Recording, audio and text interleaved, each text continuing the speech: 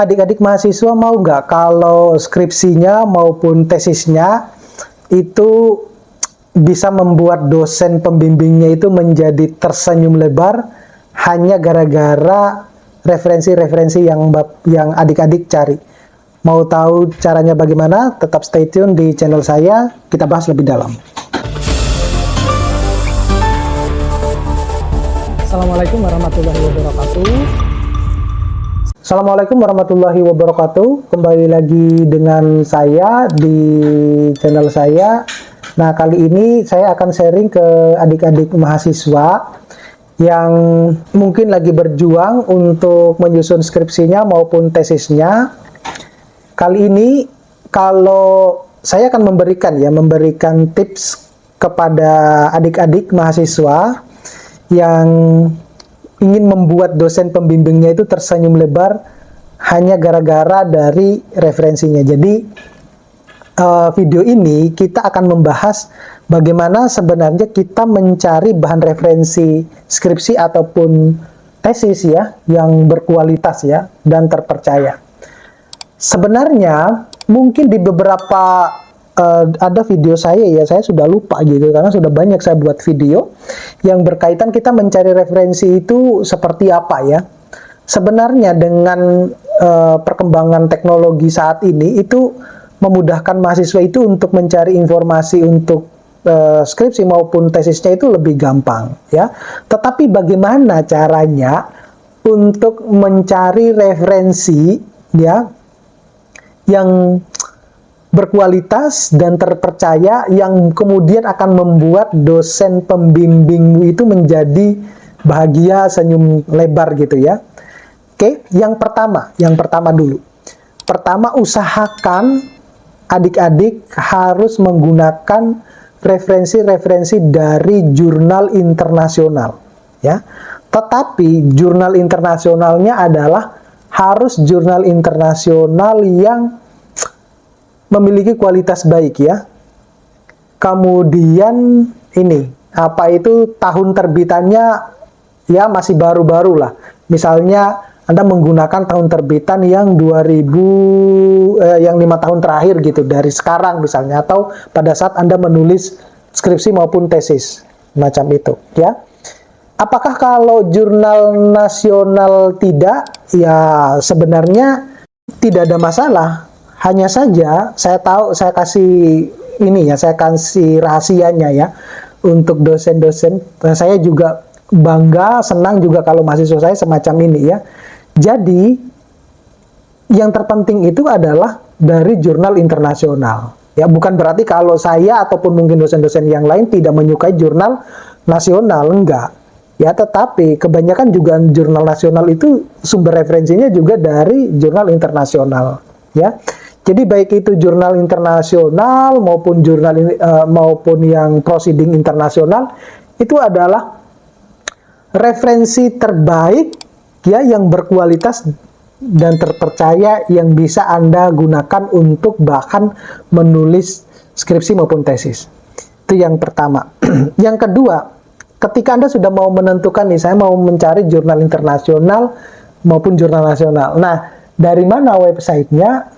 Websitenya sebenarnya banyak ya. Anda bisa menggunakan yang namanya, kalau saya lebih prefer ke mahasiswa itu untuk jurnal internasional nyarinya kalau di Google Scholar ya, di Google Scholar. Karena kenapa demikian? Tidak semua kampus itu berlangganan jurnal internasional. Jadi meskipun sebenarnya adik-adik juga bisa mencari di informasi-informasi di website-website yang lain, tetapi setidaknya begini, di jurnal Google Scholar itu kalau adik-adik menulis kata kuncinya itu akan muncul ratusan ya, bahkan ribuan. Kemudian itu untuk memudahkan saudara mencari sesuai dengan tahun yang Anda inginkan. Jadi di sebelah kiri itu, sebelah kiri layar laptop saudara itu pasti ada tahunnya ya, tahun terbit. Nah, Anda tinggal mengklik itu aja ya, fokus pada bagian itu. Itu khusus untuk bagi pemula. Tetapi kalau yang sudah expert ya, artinya mereka sudah punya banyak referensi mau mencari mendownload jurnal itu di mana sudah banyak sekali, tetapi itu perlu effort ya. Misalnya kita bisa menggunakan yang connected paper ya gitu. Tidak semua orang bisa menggunakan yang connected paper itu ya, website connecting paper. Itu juga jurnal-jurnalnya bisa kita download ya, bisa kita dapatkan. Hanya saja bagaimana cara menggunakan kata kuncinya jauh berbeda dengan ada yang di Google Scholar. Makanya saya sarankan untuk menggunakan, lebih prefernya menggunakan yang Google Scholar. Kalau Anda mau belajar yang connected paper, mungkin Anda bisa di video saya yang satu kayaknya sudah ada deh cara menggunakan connecting paper itu. Sepertinya sudah ada. Anda bisa cari ya. Kalau bukan di YouTube saya yang Alkolif ini, bisa cari di YouTube saya yang Mimbar Intelek. Saya punya dua channel YouTube. Semuanya isinya sama ya. Kalau yang Mimbar Intelek itu lebih kepada ada yang mahasiswa, ada yang khusus untuk dosen-dosen juga. Tapi kalau yang Alkolif ini itu khusus untuk mahasiswa yang mengerjakan skripsi maupun tesis ya. Gitu. Jadi Anda bisa menggunakan website-website yang Google Scholar. Jangan menggunakan Google ya, Google. Kalau Google itu tidak bisa kita reduce, tidak bisa kita filter sesuai dengan keinginan kita. Ya, jadi harus menggunakan database yang dari Google Scholar. Kemudian yang ketiga, Anda bisa menggunakan website ini ya, website apa tadi yang saya sebutkan itu adalah connecting paper ya, tetapi Anda perlu belajar dulu ya, itu bagus juga, tapi itu yang lebih expert ya. Anda bisa menggunakan itu, Anda bisa lihat di video saya, cari di video YouTube saya, ataupun ya Anda bisa googling untuk mencari bagaimana sih caranya menggunakan connecting paper itu. Kemudian yang ketiga ya, yang keempat itu adalah Anda bisa menggunakan referensi dari buku ya, tetapi kalau buku itu jarang sekali yang menampilkan hasil penelitian orang lain ya. Nah, biasanya kalau saya membimbing, ini style saya, itu saya juga membatasi ya, membatasi di dalam penggunaan buku ya, karena saya tidak lebih prefer kebanyakan buku itu tidak menampilkan hasil penelitian gitu. Jadi lebih kepada kalau informasi yang up to date ya tentunya di jurnal ya. Kemudian yang kelima itu adalah adik-adik bisa menggunakan mencari sumber referensi dari Sinta ya, website Sinta ya. Di Sinta itu banyak juga menyediakan baik itu jurnal nasional maupun jurnal internasional ya, bereputasi ya.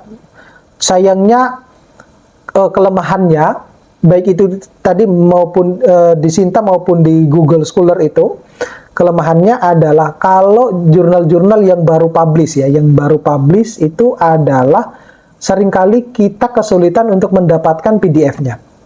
Seringkali kita kesulitan untuk mendapatkan PDF tersebut. Oleh karena itu, perlu trik khusus untuk mendapatkan jurnal yang tidak bisa kita dapatkan atau kita tidak bisa download gitu. Ya, perlu trik khusus. Oleh karena itu, adik-adik bisa lihat di video saya juga yang lain terkait dengan bagaimana caranya kita mendownload jurnal-jurnal yang berbayar ya.